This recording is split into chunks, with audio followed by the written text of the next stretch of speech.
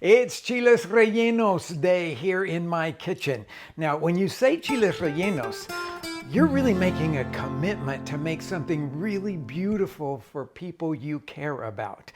Doesn't have a lot of ingredients. It's all about the steps of preparation and the techniques that you have to commit yourself to. Now, traditionally in Mexico, chiles rellenos will be filled with a pork picadillo, maybe sometimes a beef picadillo, or cheese. I'm going to show you the cheese one all the way through because people that I make these for tend to really love melted cheesy things. So I'm going to show you that. It's where I suggest you start. It's the easier one of the versions. Online, you can find recipes for the pork picadillo from me and probably lots of other people. Now, these are fried. So I'm going to show you the way that I like to work with the blistering and peeling of the chilies using the fryer method. You certainly don't see this in a lot of people's, but if you're going to have your oil hot, why not do it? Why not use it for two different things here? Okay, I have heated my oil up. I just put the fire under it again. I didn't want it to overheat. You will notice that there's a thermometer in here. I'm kind of a fanatic about temperatures because a lot of people say, you just heat it up, but then you always turn out inconsistent results. I love this piece of equipment in my kitchen. I use it for when I'm frying things. It's got the base unit here and then the probe that is separate from it. You can put it in oil, you could put it in water. I do it in water all the time to make sure that it's reading 212, but I use it as an oven thermometer all the time because I want to make sure that if I'm baking bread or if I'm baking a delicate cake that I have the right temperature. I highly recommend that you invest in one of these. This is the most useful piece of equipment, but I also have the smaller version of this, and this is digital. Also, you can just put the probe in there. It's a connected probe. So this one, it's hard to hold your hand over this hot oil until this finally registers. So that's why I have the two different kinds of pieces here. Now, having no kind of thermometer at all, or maybe you have one of those old-fashioned candy/deep fry thermometers that clips on the side of the pan, you could use that kind of thing. I think they're a little dangerous because they can easily get knocked off and splash oil on you.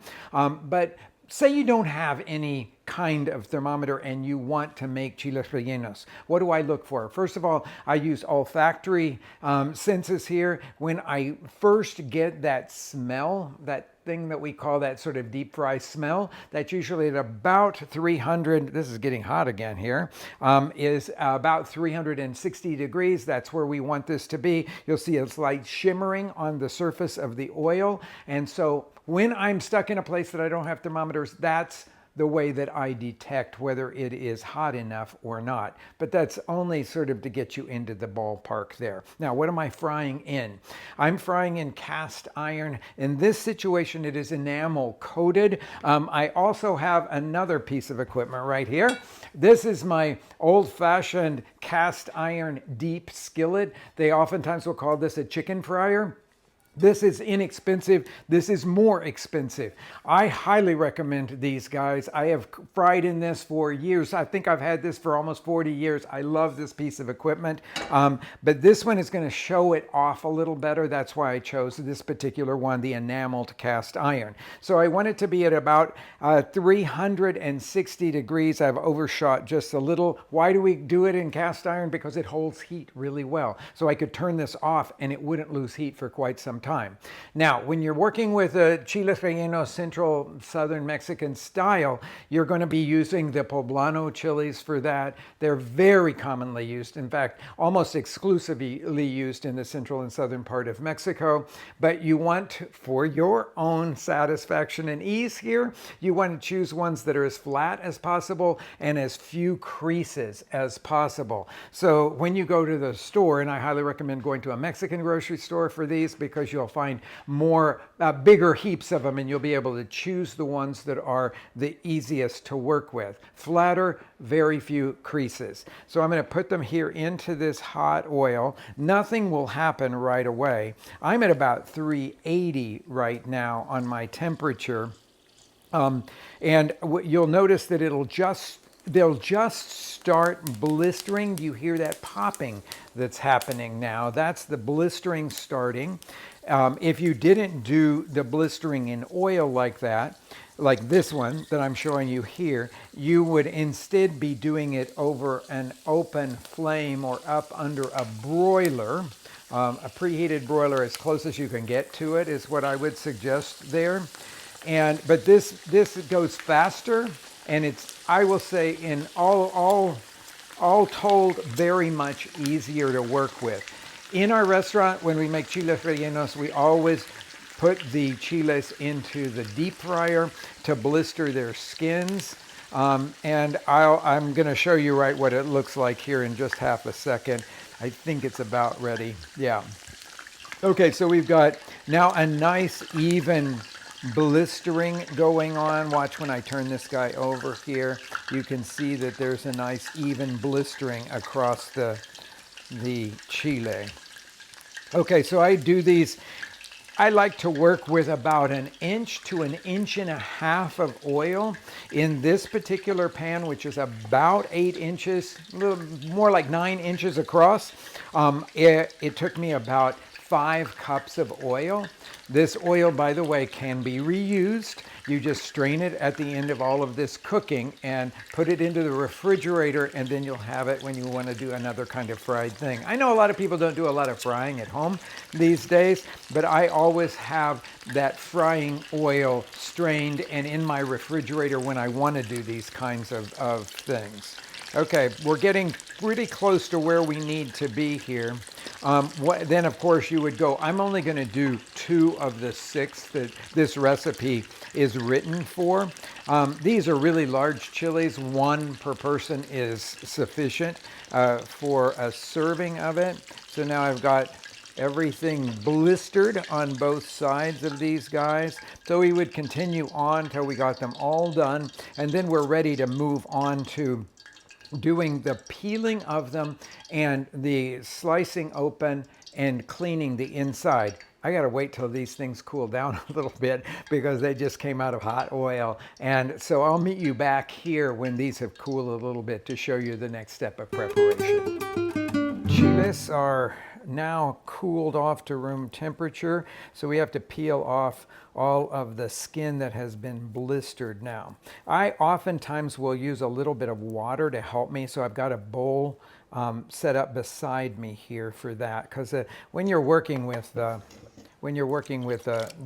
blistered ones from the frying oil, I was going to say fryer because that's what we use in our restaurant. You really want to grab hold of it. You want to have some traction to get into it. So you're going to rub off all of that, and you want to be pretty careful with it. A few stray pieces are not going to hurt anything at all. I sometimes will use my fingernails just a little bit to sort of rough it up so that I can peel that off a little bit more easily. This is where I say that you're making chiles rellenos, and it has lots of different preparation steps here. And so you've made a big commitment to that. But people always love chiles rellenos so much. Okay, so we've got that off. The next step here will be to clean out the seeds that are on the inside of it. So I use a small knife, a paring knife, to cut down. Now these are very thick fleshed chiles, but I don't want to actually rip them up very much. I don't want to rip it all the way down to the bottom. And then I will use my fingers to dislodge all of the seeds that are in there at that seed pod. Kind of pull it here. Now this is where you can kind of go wrong. If you grab hold of these little veins like that and you rip them too hard, you could rip right through the other wall. Then I use the water to rinse out the chili. Let it get all the water out as much as possible that way. As I'm going through it, I would put these back onto this paper towel lined sheet here. And then it comes to the stuffing them. If you were using a pork picadillo, you would want that to be at room temperature, or actually preferably cold. You would make that perhaps the day before so that it's easy to work with, because the colder the picadillo, the better in this situation, because the fat would congeal some. But we're using cheese today. I have a mixture here of Jack and a Colby. It's one that we use in our restaurant, made by a local Amish farmer that I think is just amazing stuff. You want to press it after you've shredded it, press it into kind of a long football shape, and then open the chili up. Whoops, part of it fell off there. And put it in here like that. Now, if you think it can hold just a little bit more, you can put in a little bit extra of the cheese, but we don't want to overfill these, because we want them to be able to overlap like that. That's because we are going to sew these guys together. I'm using a bamboo skewer. Now, this bamboo skewer is really a lot longer than what I need, so I'm just going to cut down through it and break it off there so that I can pick up the chile and sew it. So basically what I'm doing is to go down into the bottom piece and then sew back up through the top piece just once, just like that. That will hold it together. Now that makes a very secure chile.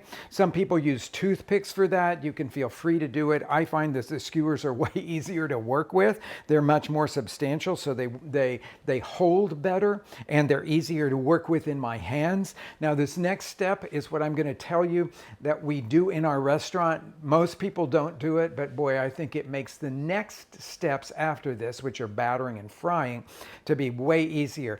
Put these into the freezer a minimum of an hour. I would always say 3 hours. So you could do all this prep ahead of time, and you could even get them completely rock hard solid, do them the day before, and then go into the frying sessions with them very firm. That just makes your job so much easier. So I'm going to finish this, get them back into get them into the freezer, and then I will show you what they look like when they come out. Now, while those are firming up in the freezer, let's make the sauce here that goes with it. It's a very simple tomato sauce, but made, of course, in the Mexican style. I have a pan on here, about medium heat, a little over medium heat. I'll say more like medium high. And I'm going to just film the base of it with olive oil. You could use vegetable oil for this. And just to make this whole thing super easy, I'm suggesting that you do it with cans of fire roasted tomatoes rather than working with fresh tomatoes. But of course, if it is tomato season when you're making this, then I would always opt for really beautiful farmer's market tomatoes to make a sauce like this. But I've got 3 cans of these tomatoes here that I'm going to make into a coarse puree. Well, before we get to that, let's go ahead and do the onion that's going to go into this pan. I'm going to chop up some white onion into a little less than 1/2 inch pieces, and then throw them into the hot oil now, and we'll see what we get here. It should sizzle nicely. Yeah, that's what I'm listening for, because I want these to brown some before they get too soft, so they add texture to the sauce. So as opposed to like caramelized onions, which would be really very soft, these are going to be browned on the outside but crunchy on the inside. Okay, so that is all going to go into our pan. We'll stir that around and let that cook until it has browned. Let's see. Okay, and now back to our blender jar here. Turn it on, get it started, raise the speed. And that's just about all you really need. When these onions have browned nicely, but not softened too much, I'll add the tomato puree to it. nicely browned onions. The puree goes in there. That was a little bit more than I expected there, kind of splashing up a little bit.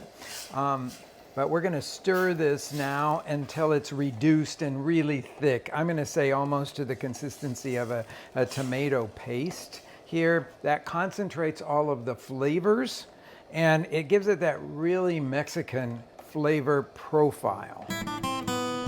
So it's like a really thick tomato sauce now. This will take you about 8 minutes or so. And now we're ready to add to that some chicken broth.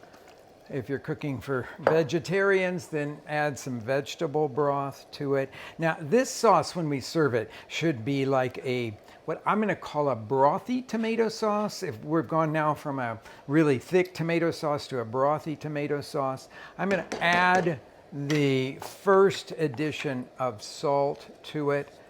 Just my minimum, what I think is going to be the minimum amount there. And we're going to let this simmer for a little while we finish the chiles rellenos. If it gets too thick on this low heat that I've got it on right now, I'm going to add a little bit more broth or water to it right before serving and of course adjust the seasonings in it. So now it's time to go look at the chiles that we have firming up in the freezer.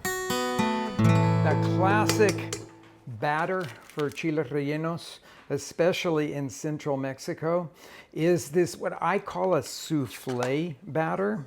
And it is made from beaten egg whites into which you fold the egg yolks. I have some very, very fresh eggs, which means that the white doesn't really want to separate from the yolk very much. Now, this method of separating yolks from whites might be new to you, but in professional kitchens, this is what's done all the time. So I cracked the egg, and then holding it between my thumb and my middle finger, I'm going to just push the two sides apart like that and drop the egg into my hand. Now my hand is very, very soft, so it's going to be the right kind of texture for doing this. There we go. But of course you can go back to what you might know better, which is to crack the two sides apart like that and let the egg white fall away from the egg yolk. Okay, but this is a really sharp edge and sometimes can lead to things that are a little not very beautiful. If you get any of the yolk into the white, you have to get every bit of it out. Otherwise they won't beat at all. You also want to make sure that the bowl that you're using is a very clean bowl. It can't have any greasy elements to it because that too will keep the egg whites from beating. Okay, so we're going to start this mixer here. Add a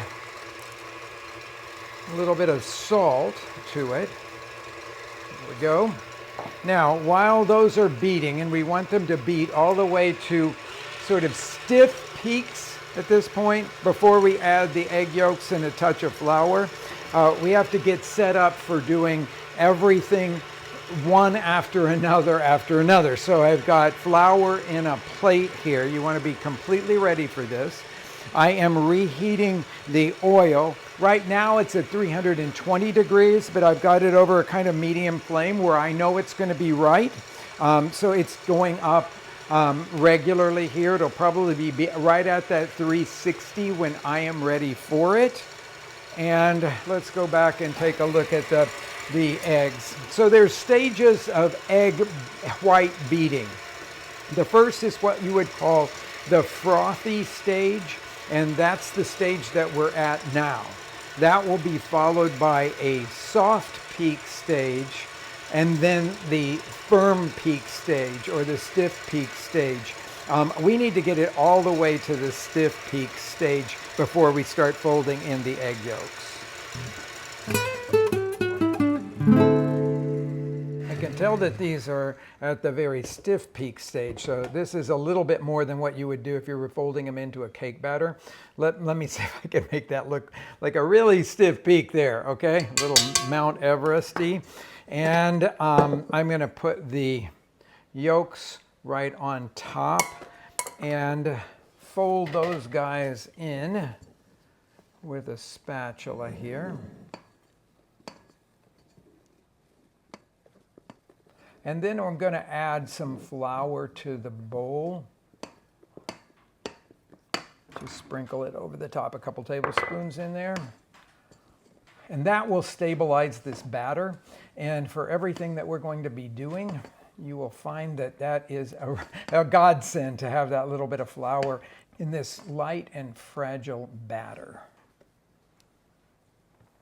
Okay. Now that finishes the souffle batter. I'm going to take one of the chiles that we had firmed up in the freezer and coat it nicely with flour. This creates a sticky surface for the batter to hold on to. And then here's the technique. Okay, so you're going to put this guy down into the batter and kind of swoosh it around like that, and then quickly pull it up out so that the coating is even all around. Let me make sure I've got it evenly coated. A little bit too little up there at the top. Pull it right out, and then into our 360 degree oil. Now at this point we're going to have to do a little bit of ladling of some of this fat all over the top. But you notice how gently I'm being with it, how gentle I'm being with all of this? I'm not trying to dislodge it. I'm trying only to set it so the heat of the oil will begin to cook the top layer. Of course, the bottom layer is submerged, so it will be cooking as well. After about 4 minutes or so, we'll flip this guy over. Now, you don't want to break that souffle batter, that really beautiful, light, fluffy batter here. So you want to like kind of roll them over a little bit. I find it easiest to do that with 2 spatulas. Now, when I put these, I want to show you something here. This will help you to see. When I put these into the freezer, I actually flattened them a little bit so that when you roll them over, they will actually stay. They won't continue to roll. And so I gave them a little press down to make sure that they would stay flat like this. Okay, this one looks like it's doing really well. I don't have any holes in it. Now this is the part that I always suggest to people, you do this before your guests arrive, okay? Do it when you have peace of mind, time to do it. I do 2 at a time in here, so if I'm making 6 of these guys, I want to make sure that I have the plenty of time, because it'll take you a half an hour to fry them in the 3 batches. So you got to be really careful and gentle, and you want to have a really clear mind in all of this so that everything goes really beautifully. Okay, so this one is almost done now, but if you left them in the freezer for very long, the filling on the inside, whether it be picadillo or cheese, won't be hot yet. So I'm going to show you what is my best way of serving these. You fry them ahead and you warm them up, and they get kind of crispy on the outside, which I think is absolutely the best chile relleno, but I know some people will argue with me on that. Some people like the really soft exterior. I like it to be a little bit crispy, but this is ready for me to take out now. So I'll just set the draining tray right over here. Use those 2 spatulas again to lift this guy, this beauty, out here and put them down here on this. Drain it on paper towels, and then we're going to transfer it to a parchment-lined baking sheet for the final reheating. But before we go on to that, I just want to show you something that is way easier than that style. It's the Oaxaca style. You take the same kind of batter here, but instead of putting the batter in dipping the chili in and frying it the way that I just showed you, you do it in a small skillet, and they typically do these one at a time in Oaxaca. I'll take a little bit of our hot oil and put it in this skillet that I have over about a medium heat here. I want enough oil to coat the bottom of the pan, and then I'll take some of this dough. Now this doesn't work very well, or this batter. This doesn't work very well if you have poblano chilies, but in Oaxaca they use chile de agua, which is a little bit like, it looks a little bit like a long, a small a small poblano pepper or a banana pepper. So I'm going to do this with banana peppers. You could use your Anaheim peppers for this too, if that is something that appeals to you.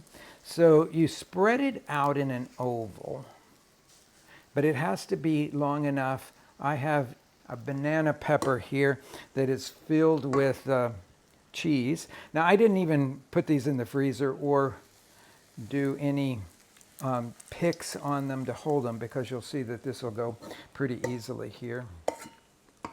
Take batter, and then it's almost like a fluffy omelet version of chiles rellenos. And we'll just let that cook until it gets browned underneath, and then flip it over. So we want to make sure that it's completely sealed in here. If you're going to use this method of making the chiles rellenos, the 6 eggs worth of this batter would only be enough for 4 at the maximum of these kinds of chiles, because you use more of the batter. But it's really a delicious way to do this. These are going to cook again for like 3 or 4 minutes on one side, and then we'll flip it over and cook it on the other.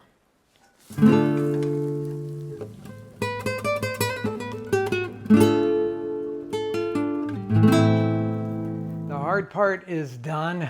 I transferred these guys to a parchment lined baking sheet. I've heated the oven right now to 400. It's a hot oven to do this, and we're just going to allow them to kind of warm up again, crisp, melt the cheese that's on the inside.